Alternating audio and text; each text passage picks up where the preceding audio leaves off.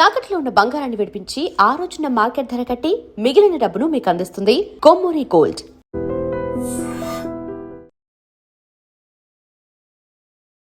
నమస్కారం గురుగారు. ఓం శ్రీమాత్రే నమః. గురుగారు, జూలై 16 నుంచి ఆగస్టు 16 వరకు సూర్యగ్రహం కర్కాటక రాశిలోకి ప్రవేశించడం వల్ల కర్కాటక రాశి వారికి ఏ విధంగా ఉండబోతోంది, అలాగే ఇతర గ్రహాల ప్రభావం కూడా ఈ రాశి వారికి ఏ విధంగా ఉండబోతోంది అనేది తెలియచేయండి. అమ్మ, జూలై 16 నుంచి సూర్యగ్రహము యొక్క ప్రవేశ ఆధారంగా మిగతా గ్రహాలు కుజుడు, శుక్రుడు, బుధుడు వీరు కూడా ఏంటంటే సంచారంలో చాలా మార్పులు ఉంటాయి. మనకి ఈ 30 రోజులు కూడా కర్కాటక రాశి వారికి ఎన్నో రకాలైనటువంటి వైవిధ్య మార్పులు వస్తాయి. దాంట్లో సూర్యుడు ఎప్పుడైతే జూలై 16 దాటి 17 నుంచి కూడా కర్కాటక రాశి జన్మరాశిలోకి వస్తాడో ఇప్పటి వరకు అప్పుల పరంగా వ్యాపార రీత్యా ఎన్నో తప్పుడడుగులు వేసి ఇబ్బందులు పడి తండ్రి యొక్క అనారోగ్య బాధలు, వైద్యపరంగా ఇలా ఏదైతే ఇబ్బందులు పడ్డారో దాన్ని మించి ఇప్పుడు వీరి యొక్క నెత్తి మీదే ఆరోగ్య సమస్య, ఇబ్బందులు ముఖ్యంగా ఆరోగ్యం పరంగా వీరికి ఏ విధంగా ఉండబోతుంది అవుతుంది. అట్లాగే కుటుంబపరమైనటువంటి నిర్ణయాలు, ధన సంబంధిత నిర్ణయాలు, ఉద్యోగపరమైనటువంటి నిర్ణయాలలో పూర్తి నెగిటివ్నెస్ కనిపిస్తోంది. ఎందుకంటే సూర్యుడు ఆరోగ్య ప్రదాతే కాకుండా ఉద్యోగాలు రావాలన్నా ఉద్యోగాల్లో తీసుకునే నిర్ణయాలు కానీ ఏ విషయంలోనైనా సరే సూర్యుడే ప్రధానం. అంటే వీరికి ఆరోగ్యపరంగా ఈ నెల రోజులు అనుకూలంగా ఉండదు. వీరు తీసుకునే నిర్ణయాలు కూడా కొంత కుటుంబంలోనూ ప్లస్ ఆర్థికపరమైన విషయాల్లో ఎన్నో ఇబ్బందులు, తంటాలు తెచ్చిపెట్టే అవకాశాలు ఉంటాయి. ఎందుకంటే అమ్మ, సూర్యుడు గురుడితో కలిసి ఉన్నారు కర్కాటక రాశిలో. వీళ్ళిద్దరూ జన్మరాశిలో ఉండటం అంత మంచిది కాదు.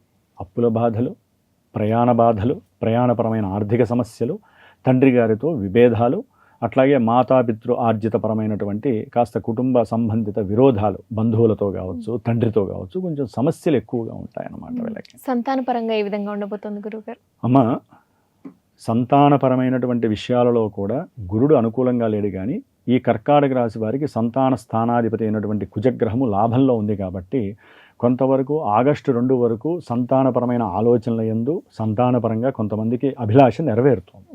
అట్లాగే సంతానం యొక్క ఆర్థిక వృద్ధి, సంతానం అనుకున్నటువంటి విద్యాపరంగా ఎదుగుదల కొంతమంది కర్కాటక రాశి వారికి యోగాన్ని సూచిస్తోంది. ఓకే, అంతవరకు హ్యాపీయే.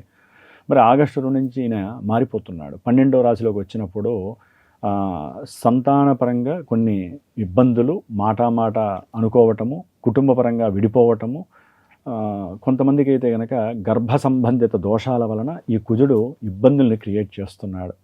అట్లాగే వైద్యపరంగా కూడా ఆర్థిక ధన నష్టాలు కలుగుతాయి. ఇక కుటుంబంలో బౌబంధుత్వాలు అంటాం కదా, వాటి పరంగా అయితే వీరికి కలిగే అంటే వీరికి ఉన్న ఆలోచనలన్నీ కూడా పక్కదారికి వెళ్ళిపోతాయి. వాదాలు, ప్రతివాదాలు. దేనికి సంబంధం అంటే వీరు ఆల్రెడీ ఆగస్టు 2 వరకు కూడా ప్రమోషన్ వస్తుంది ఉద్యోగంలో, నేను ఆర్థికంగా బలపడతాను, నేను అనుకున్నట్టుగా అన్నీ జరుగుతాయి అనుకున్న వాళ్ళకి ఒక్కసారి డైవర్ట్ అయిపోతుంది వ్యవహారం. ఇప్పుడు ఒకటమ్మా, ఇక్కడ అనుకున్నట్టు ఆగస్టు 2 వరకు అవ్వాలి వీళ్ళకి, ఉద్యోగపరంగా కావచ్చు. అంటే ఉద్యోగం పోయిన వాళ్ళకి ఉద్యోగం వచ్చి, ఉద్యోగంలో ఉన్న వాళ్ళకి ప్రమోషన్స్ వస్తే మరి డబ్బులు పెరుగుతాయి కదా, దాని పరంగా వీరికి కొన్ని ఆర్థిక ఇబ్బందులు తొలగిపోతాయా, కుటుంబంలో సంతోషం ఉంటుందిగా. ఇవన్నీ జరుగుతాయి అన్నప్పుడు ఒక్కసారి గ్రహస్థితి మారుతుంది.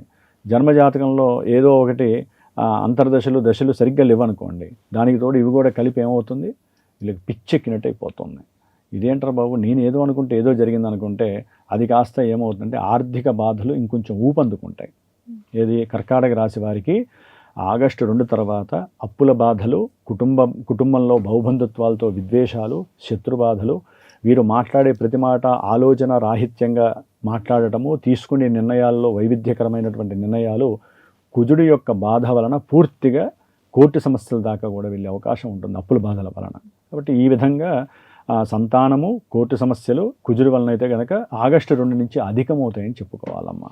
కర్కాటక రాశి వారు మరిన్ని అనుకూలమైన ఫలితాల కోసం ఎటువంటి పరిహారాలు చేసుకోవాలి గురుగారు? ఏం లేదమ్మా, కర్కాటక రాశి వారికి శుక్రగ్రహ బలం కూడా కొంచెం బలహీనంగా ఉందని చెప్పుకోవాలి. కాబట్టి ఆర్థికంగా బలపడాలన్నా, అనుకున్నటువంటి విషయాలందు ముందుకు వెళ్ళాలన్నా, అటు విద్యార్థులు కావచ్చు, వ్యాపారస్తులు కావచ్చు, వ్యాపారులకు కూడా దినదిన గండంగానే ఉంటుందమ్మా. కర్కాటక రాశి వాళ్ళకి చాలా వరకు కూడా వ్యాపారపరమైనటువంటి పెట్టుబడుల్లో అవివేకంగా, అనాగరికంగా ఎవరో చెప్పారని అంతర్గతంగా వీరికి ఏదో ఆలోచనలు కలిగి లాభపడతామని పెట్టిన వాళ్ళందరికీ కూడా నష్టాలు ఎదురే అవకాశాలు ఎక్కువగా ఉంటాయి ఆగస్టు మాసంలో.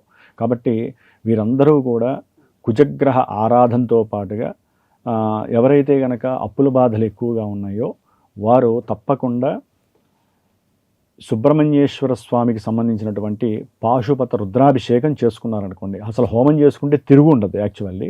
దానివల్ల ఏంటంటే కుటుంబంలో విద్యార్థులు, భార్యాభర్తల మధ్య అన్యోన్యత ఇవన్నీ కూడా కొంతవరకు వెసులుబాటు జరుగుతుందమ్మ.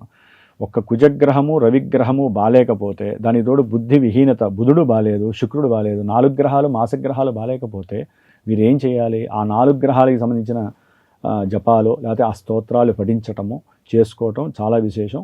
లేదా వీటన్నిటికీ ఒకటే సుబ్రహ్మణ్య ఆరాధన, దుర్గాదేవి ఆరాధన చేసుకోవటం తప్ప వీరికి వేరే ఆరాధన లేదు.